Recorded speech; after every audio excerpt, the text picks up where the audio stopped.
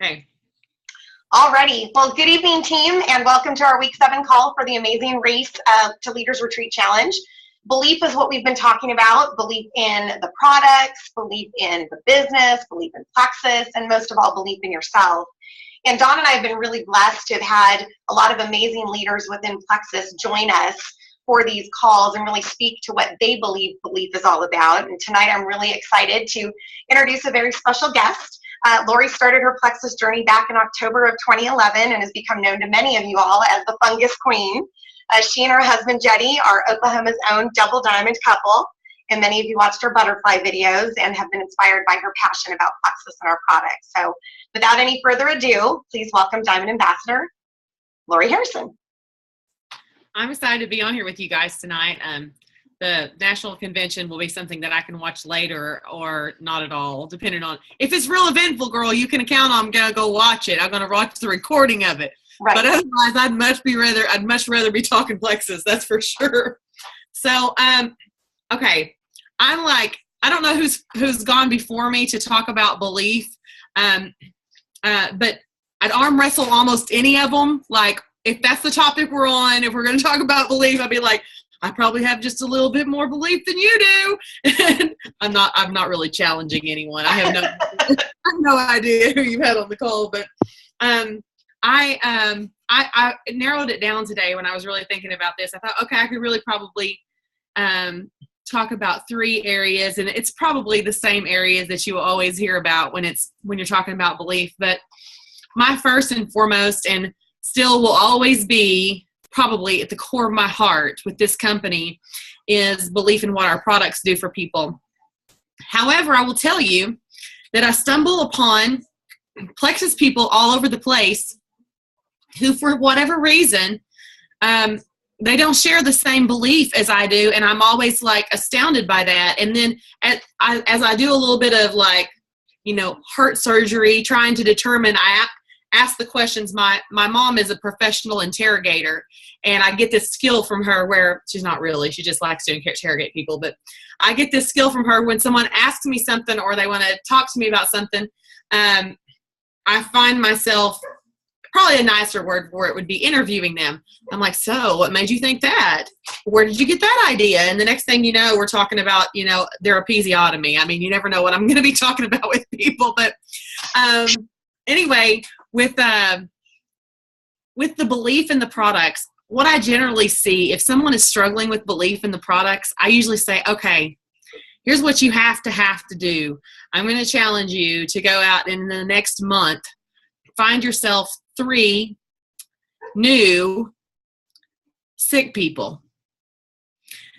Not people who are getting ready for a wedding and hoping they can lose 10 pounds. Not people who, I'm not saying you want to skip those people, get them as well, but they don't count for what my challenge here. Not someone who's trying to fit in their swimsuit just for the summer, but I want you to find 3 sick people who struggle with something that doctors don't even know for sure what it is. I mean, if you could really be challenged, find people who have a compromised immune system. I'm gonna be very compliant when I talk about this because I want you to be able to share it if you need to. But are we recording? Yeah, we are. Okay, so I am going to be very careful. But people who struggle with immune system issues, if you're kind of new to Plexus, I made a post today that was compliant, but I'll read it to you. They'll give you just a little bit of insight. If you're like, okay, I don't know what she's talking about, you probably do, but just in case. I just said,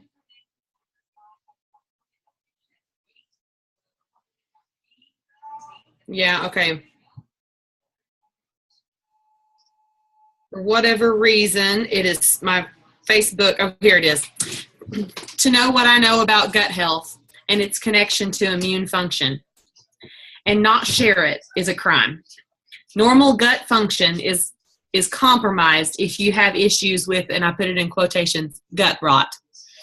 Signs of which may be itchy feet, gross thick toenails, rashes, achy joints, stomach problems or digestive issues, sluggishness, sadness, breathing problems, mood swings, to name a very few. If you fix the core of this issue, the rest falls in line. Please reach out to someone for help. It exists. That was for me to give, that's like, your like 1 minute summary to really truly understand what we have as Plexus ambassadors in our triplex combo. All it really takes is for you to, offer the triplex to someone at your church who struggles with any of those issues that I just named, or a multitude of others that are problems with the immune system. And, give them that whole 60-day, look, there's a 60-day money back guarantee challenge. And that's what I always do. I tell people all the time, okay, here's the thing. 60 days. And basically I can promise you that it's going to do exactly what I promise, or I'll get you your money back. I'll make sure you get your money back. That's the way I sell the triplex all the time. I'm going to make you this promise. It's going to do for you what I said, or I'm going to help you get your money back. And generally what I'm telling them that it'll do is, oh, somebody shared it. Thank you. Generally what I'm telling them that it will do, it's going to help them with the symptoms that they're trying to overcome. Many times it gets to the very core. You can imagine if your immune system, it's the only thing you're born with, right? Literally the only thing you're born with. I get so excited when I talk about this. It's the only thing you're born with that is equipped. That equips your body to get well. And if your immune system is compromised, and it gets compromised with what I keep calling gut rot to keep myself compliant. If it's compromised because your immune system lives in your gut, most of it does. If it's compromised with gut rot, then you're not working at full capacity. It's like your immune system gets taken hostage, and gut rot is the boss of your body instead of your immune system. And so for me, I got very passionate about the products because I started back in 2000. I signed up in 2011 at the end, and I started actually talking about it to people in 2012. And all I was telling people about forever was like ProBio 5. I liked the other stuff. I didn't know what it was doing for me. I had just dug just a little bit into trying to figure out why my toenail was getting better. And I was like, oh, it's something that's in the ProBio 5. And then I'm like, hey, that's my first post. I post about the toenail. By posting about the toenail, I have all these people who bought it because it's like a $30-ish product. And I don't feel bad for telling somebody about a $30-ish product. This was where my mindset was. I'm just giving you a glimpse into me in 2012. And I was like, try it. Yeah, you got to try it. You got to try it. As their toenails got better, people who had other health issues were telling me things that I didn't even believe. I was like, for real? I'm writing this down. I mean, I'm going to make a list, right? And over time, my list got so long that I posted the list. You can't do this anymore, but this was like part of my science. I posted the list on Facebook, and I was like, does anybody know what all these things, like, look at this list. Can anybody tell me, is there a connection in this list? And finally someone said, yeah, with the exception of one of those things, those are all autoimmune disorders. And I was like, oh, there's a category. Okay. Oh my gosh. And then I took off. That's when my research started. And even when I started researching, there was only quacks, people who considered to be quacks were talking about it. Literally the people that were, and I'm not saying they are quacks, but people considered them to be quacks, and mainstream media and mainstream medicine were very much making fun of these people, acting like they, believed in spaceships and stuff. They were making that much fun of people. And that was only from early 2012 until now, 4 years later. Everyone's telling you need a probiotic. Everyone's telling you that you need omegas. Everyone's telling you that you need a good multivitamin that will absorb all of these things. So I know. Did you say how long these calls normally last? Because I'll just talk and talk. We're going to let you talk as long as you want. They're about 30 minutes, but you can keep talking, girl. Okay. I thought if I have to move on, I will, but I'm so passionate about the products that I think a firm foundation to build your business on is to always be looking for people that you could help with the products. And the reason I say that is they're never your fair weather ambassadors. They're never your ones that order sometimes don't order sometimes for 3 or 4 months, don't order. They're never your white lines in your back office. And I'm not saying that you shouldn't also be presenting the business, because you absolutely should be presenting the business to people. But I feel like we have a thing on my team I call Sterling Silver, where I tell them, you're always fluctuating 3 new people in as customers, always looking for 3 new customers. And then you fluctuate, you're doing it like this. You're doing a turnover. It's like, I've got these 3 new customers.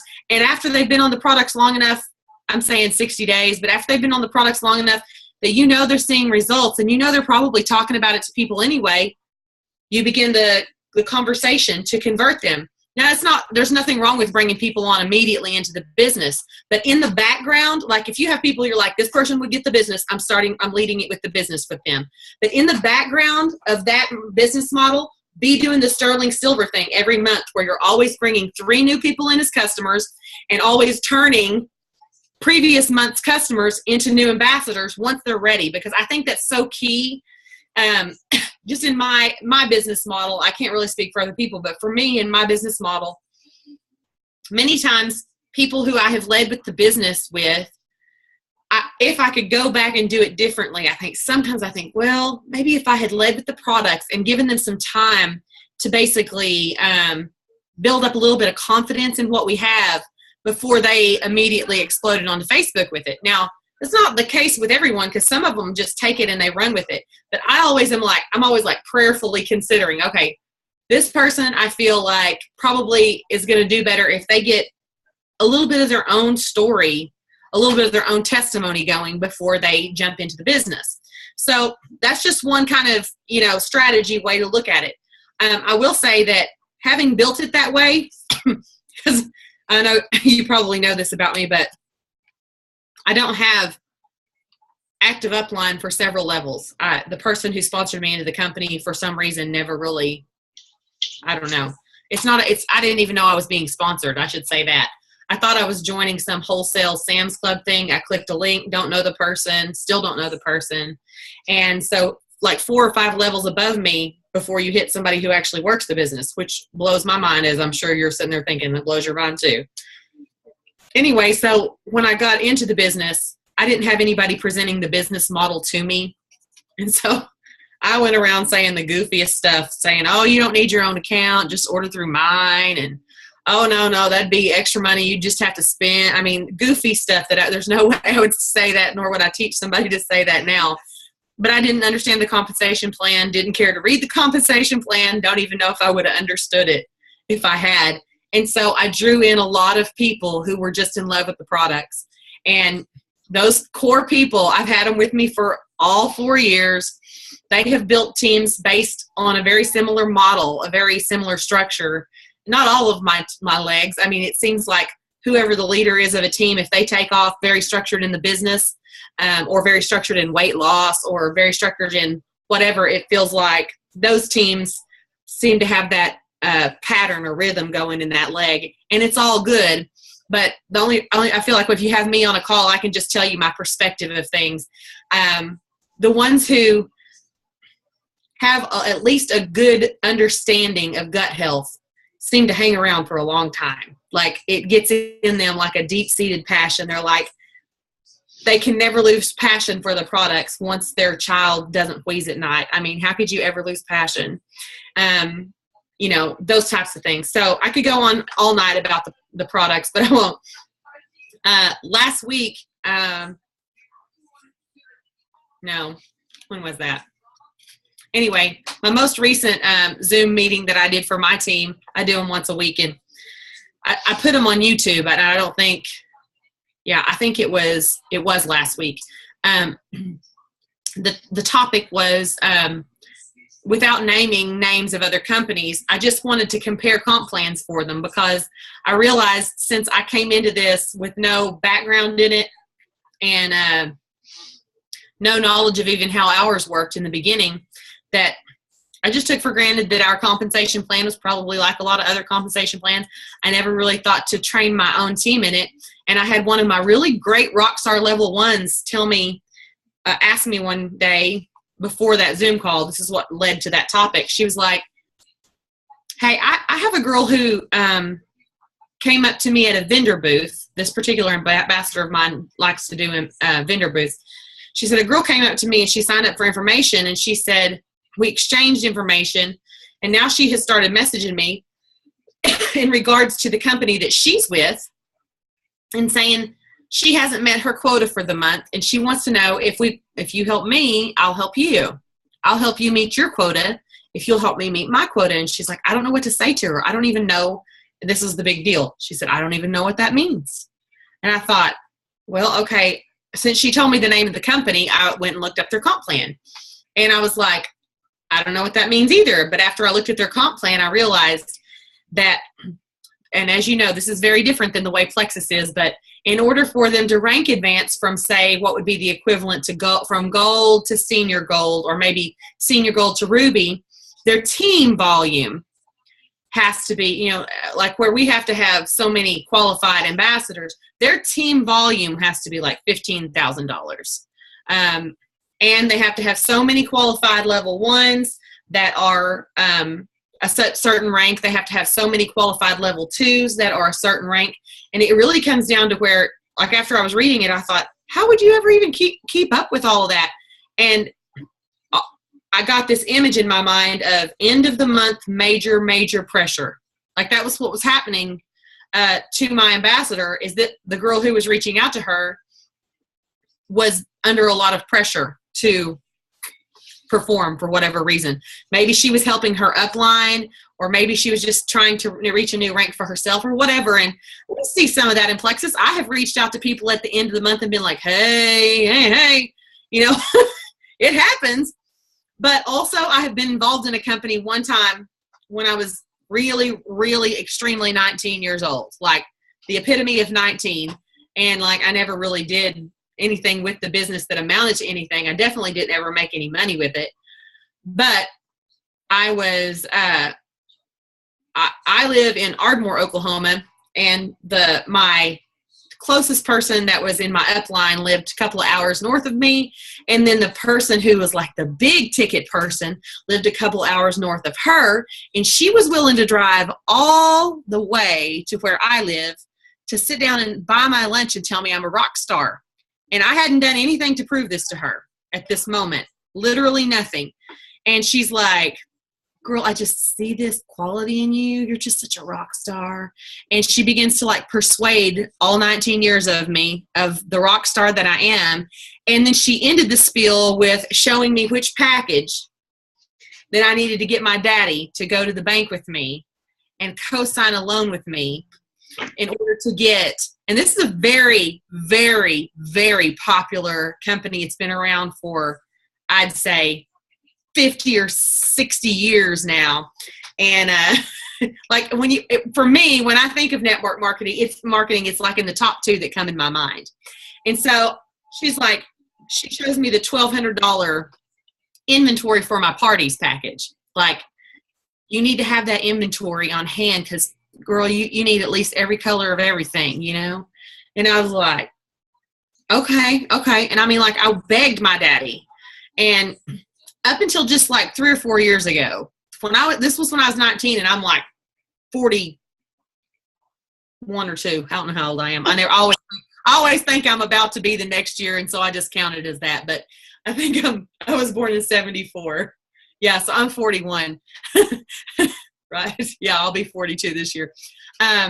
So all these years, like almost 17, 18 years, because I'm talking about 2 or 3, a few years ago, I still had some of that, like canyon clay and a certain color of teal and all these things that I never could sell. I never was able to get rid of. And it was like overwhelming to think about. I was paying that loan off that my dad had co-signed with me on, $150 a month. And when we walked out of the bank, he literally told me, if you quit making that payment, I'll find you and kill you.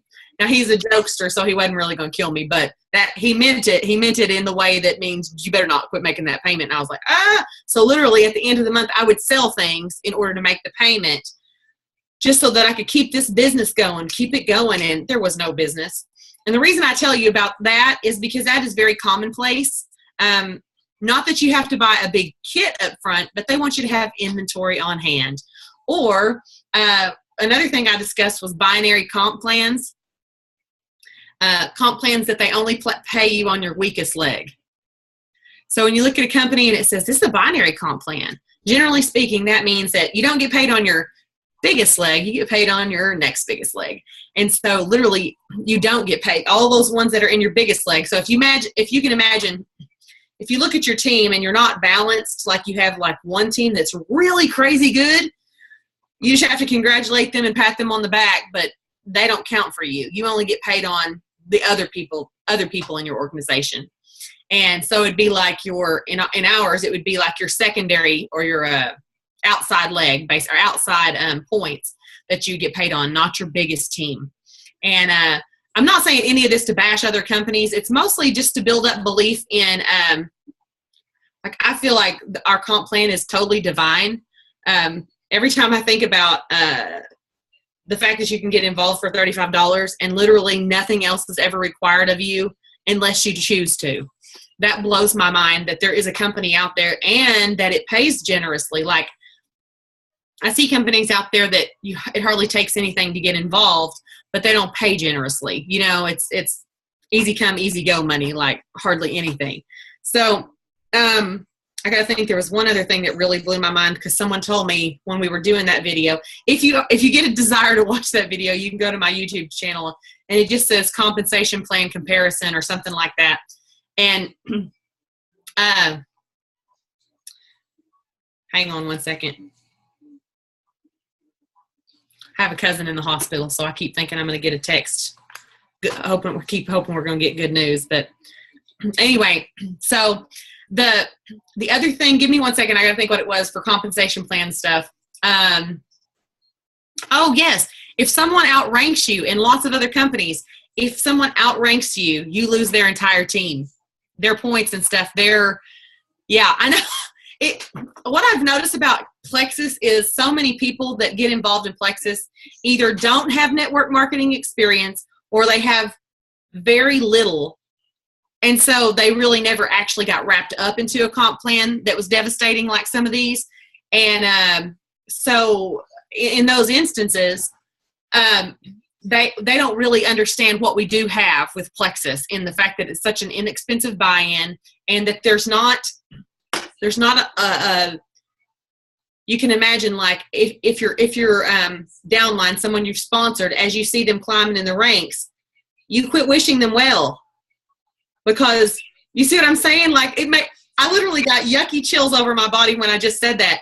Like, as they start getting closer and closer to you, you're thinking, oh God, it becomes a competition that you have to stay above them and you have to stay above them. And then once they pass you, it's like, well, you break chains with them. You break ties. You don't help them anymore. There's no camaraderie and school spirit, so to speak.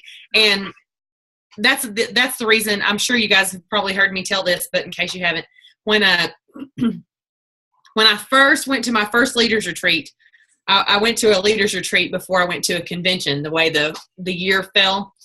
And I didn't know still what I was doing. And Jetty and I was senior gold when I went.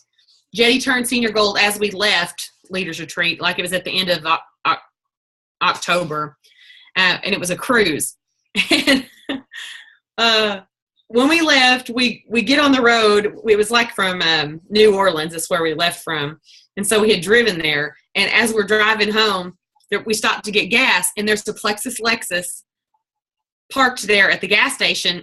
I'd never seen one before. In fact, they were sort of new to the company at the time. They had just adopted the Plexus Lexus thing, and it was a white one. There were no diamonds in the company. There were no sapphires in the company. There were only I'm thinking that's right. Yeah, there were only emeralds. No one had reached sapphire. They didn't even have a sapphire rank back then. They created sapphire between that leaders retreat and the next convention. And so anyway, I walk up and I'm looking at it, and I still had my lanyard on from the cruise. I'm kind of walking around it, and I don't realize there's someone in it in the passenger seat. So I'm really like up on it, all in its business, looking at it, because I think they've gone in the store. And I'm like looking, and all of a sudden, I don't know if y'all know Rachel Barrow, but she's a really short emerald. She was a really short emerald ambassador at the time. And she like pops out and of the car. She's like, hey. And I was like, oh my God. I I was like, hey, and I was embarrassed because I was so close to her car. She's like, you an ambassador? Which she could see my lanyard, but I was thinking she was clairvoyant. I'm like, yeah. And she's like, you want to get in? And I was like, oh, I mean, I felt like, so starstruck. I was like, really? She said, yeah, get in it, girl, get in it. Anyway, so I get in it. When I get out, she's asking me who my upline is, and I didn't know. Like, I told her the name of the girl that showed up in my upline report, and then I told her the next name I could see, and she's like, I don't know those people. And so the more names I told her, I was guessing, and she's like, I don't know. She goes, so you don't have anybody's team page you're on? I said, no. She said, are you I don't know. She asked a few questions, basically like, did I have anybody training me? And I was like, no. She said, well, I'm about to start doing these team training calls. If you want to, I'll take your information and you can get on the team training calls. And that right there stopped me in my tracks. Now, I know that that's very commonplace for us as Plexus now. We all know that that's the way Plexus works. But since I had never experienced that in any other company, I never knew anybody who experienced that. And since I didn't have upline that was helping me, I'd never dreamed in a million years that someone, so I said, am I on your team? And she said, no, honey, no. And I said, then why would you do that for me? Like I literally couldn't think of anything else to say except for why. And she said, I guess you don't understand how pay points work. And I thought, no, I wasn't, a huge percentage of my check at that point was not pay points. So I didn't pay a lot of attention to it. I sort of knew. And then she began to explain to me that pay points are the way that the company makes sure that we are all, at the time, we didn't have the term One Plexus at the time. That term didn't exist, but that's what she was explaining. She's like, we all help each other. That's the reason I'm doing a call with you guys tonight without any problem. And you could do a call for me without any problem because we don't have that competitive thing going on with each other, because the better that you do in your business and the more product that you sell in your business, then the more money that goes into the pool and the higher the pay point is every month. And the higher my check is and the higher your check is. And to me, that's one of the reasons that I think our pay plan and our compensation plan is divine, because I don't see anything else out there. Like even in a traditional business, nothing works like that. It's brilliant. To me, it's absolutely brilliant. Okay. The other thing that I wanted to talk to you about is, I've talked to you about belief in the products, belief in the compensation plan, but the biggest key ingredient is, and this is going to sound really cheesy, but you have to hear me out, but it's belief in yourself and what you bring to the game. And I think a lot of people who get involved in network marketing and Plexus in general don't necessarily come to the table with a lot of authentic belief in themselves. Like we sort of put on our Facebook front of, what we have to offer or who we are, what we represent. But it's hard as women to have strong belief in ourselves, because I feel like we walk around with this tape recorder all the time in our own heads, reminding us that we're probably not good enough. And then we have a lot of comparison going on when we're constantly in the face of social media. We're constantly being challenged by comparing our truth with everybody else's Facebook image. And so we constantly feel like we're not measuring up. And so if you don't struggle with that, consider yourself, count yourself very fortunate. It's a huge blessing if you have already had challenges and trials in your life that have brought you to a place where you're at peace with yourself. But for me, Plexus did come along in my life at a time when I was really struggling with everything, like emotions, bad, major yuckiness on the inside. And it's taken, I think it'll probably be a rest of my life workbook that I work through in regards to what my identity is and what I was put here on this earth for, my grand purpose.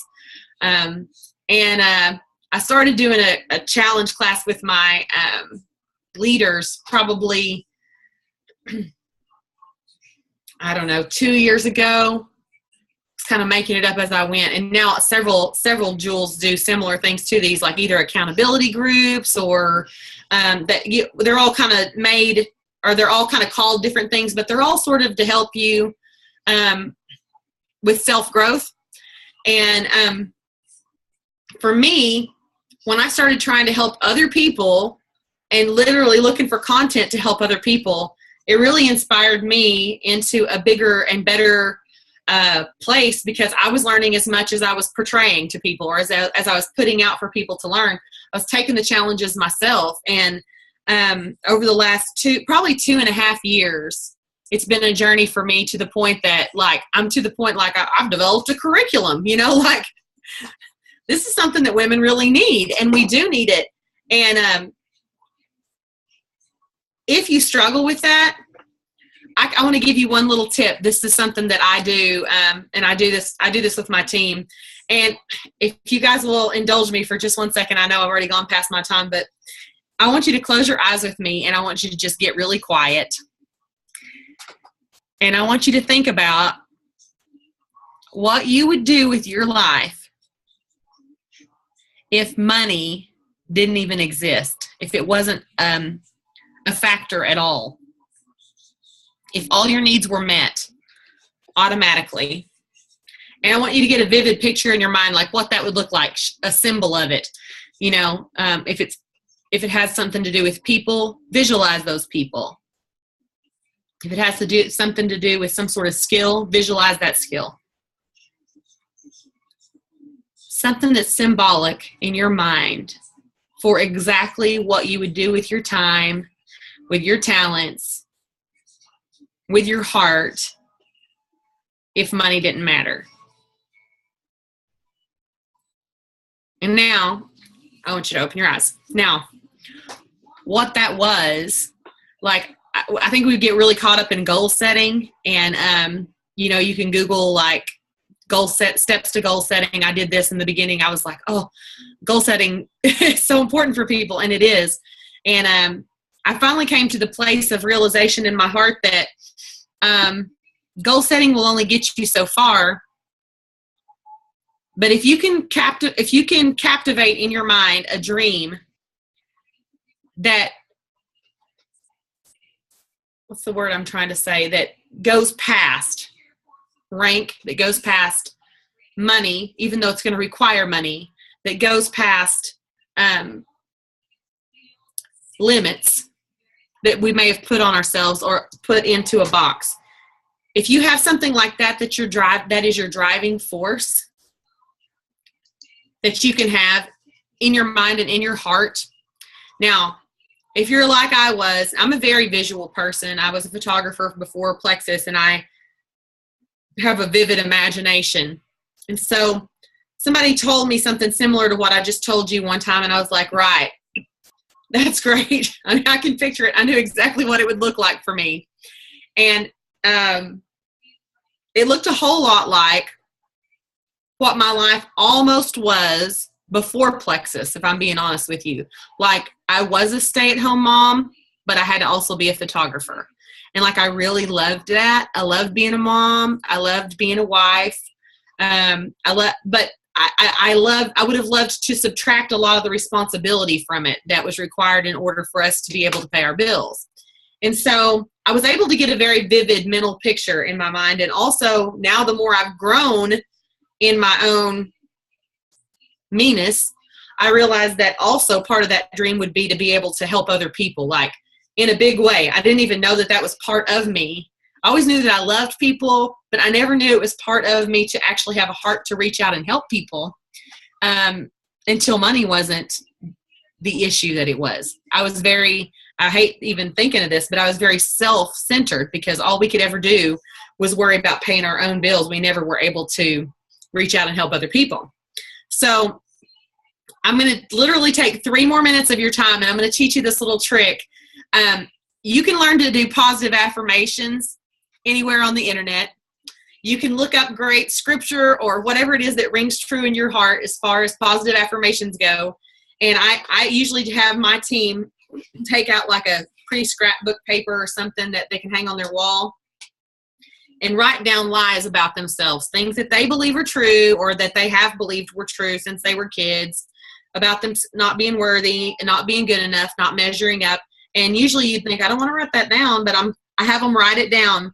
And then I have them take Band-Aids and cover it up with their positive affirmations, either scripture or whatever it is that speaks to your heart, quotes. And I have them hang it on their bathroom mirror. But what I learned in the last 2.5 years of doing this is that hanging it on your bathroom mirror and even staring at it doesn't measure up unless you can make your brain, your logic, the part of you that tells you that, I doubt it, go to sleep. Now, I'm going to teach you how to make your brain go to sleep. Now, you're like, she's going to hypnotize us. Okay. It literally takes 3 minutes, and I do this every single night. I'm not hypnotizing you. I'm just joking. When I said it like that, it sounded like I was going to hypnotize you, but I have you close your eyes, and we're going to go to a place where that the scripture that I always think about is be still and know. That requires faith. And faith doesn't live inside your brain. Faith lives inside your heart. Your brain will tell you, you can look at your positive affirmation and your brain will tell you, yeah, but I mean, I don't even have a college education, or yeah, but I don't even know how to pump my own gas. That's my deal. I don't even know how to do whatever. Well, if you can bypass your brain and go straight to your heart, and this is what we're going to do, close your eyes and just begin to breathe in and out real slow.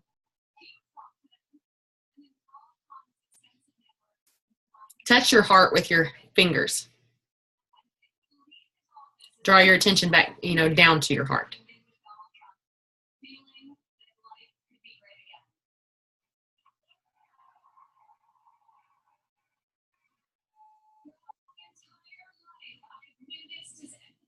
Now, once your breathing has calmed down, and while you're still concentrating on your heart, think of something that makes you feel like gratitude, even if it's just something that makes your heart smile. Like for me, it might be my dog, literally. Like every time I look at that dog, I just want to smile. But whatever it is, something that makes your heart like glow. Concentrate on that in your heart for just a second.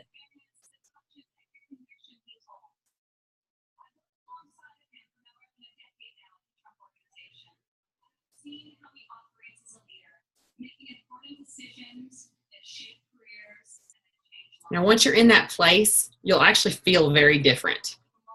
You'll feel different than you did when you were more aware of your surroundings, when you're more aware of what's going on in the room. It's way easier to do this when I'm not actually talking to you, but do this when you get in bed at night. And once you're in that place, with your eyes still closed, that's when you lift up your positive affirmations. So literally, I want you to picture what it was the image that you got in your mind earlier. Picture it and just concentrate on it for a second.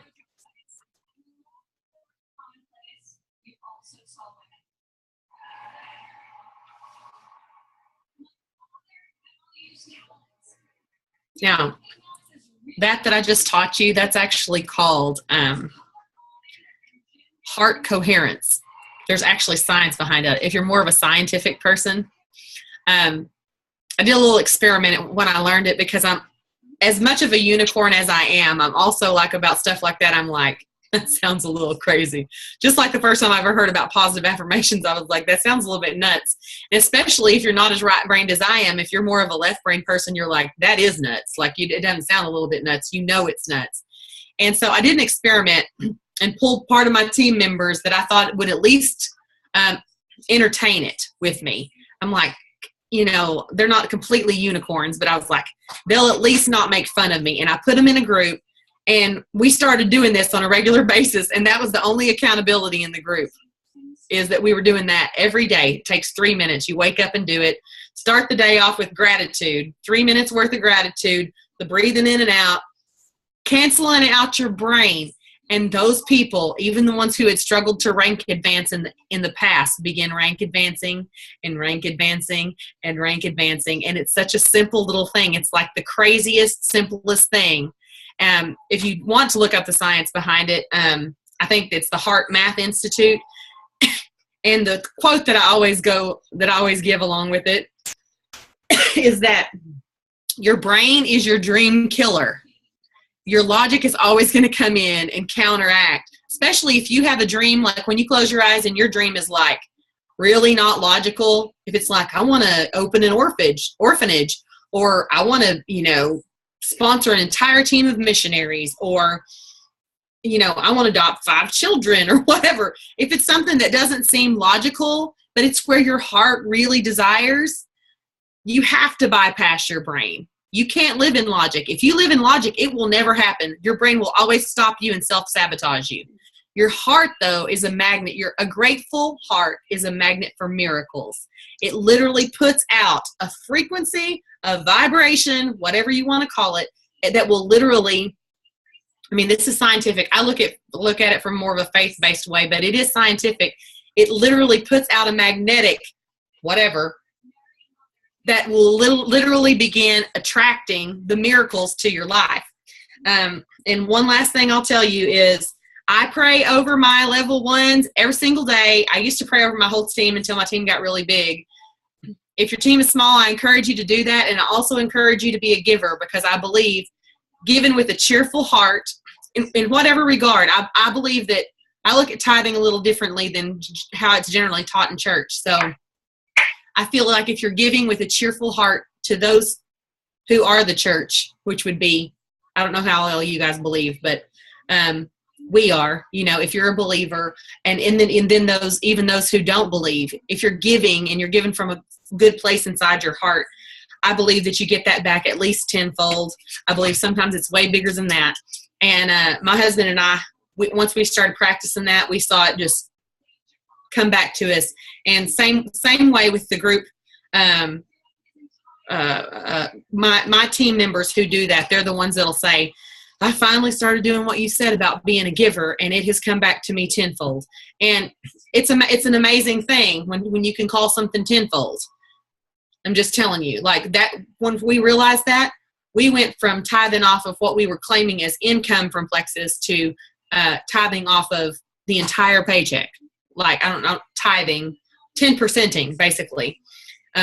We were given 10% back, because you can set your stuff up into a corporation and only pay yourself so much a month or whatever. I don't know if y'all know what I'm talking about, but you set yourself up in a corporation like sometimes big businesses do, and you're making, a few thousand a month, but you're only paying yourself as the business owner a couple thousand a month. You could tithe off of that and feel good with that. Lots of people do that, the 2,000 or whatever.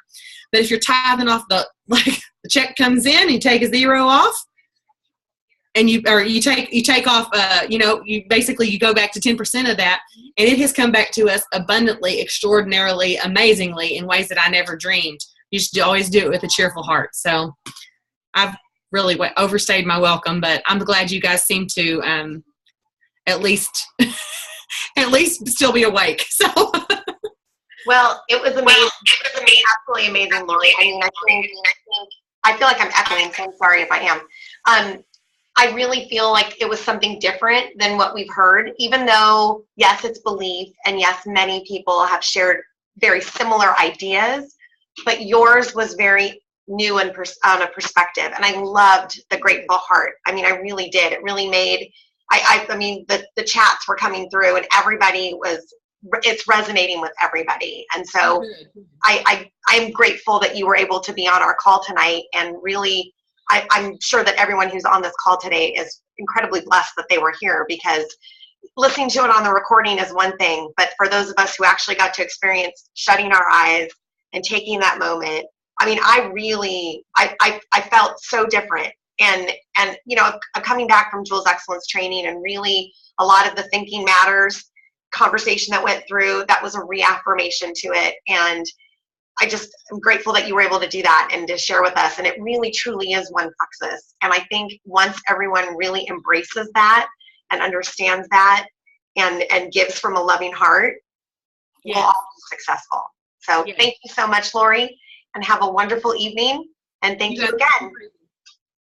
Good night, guys.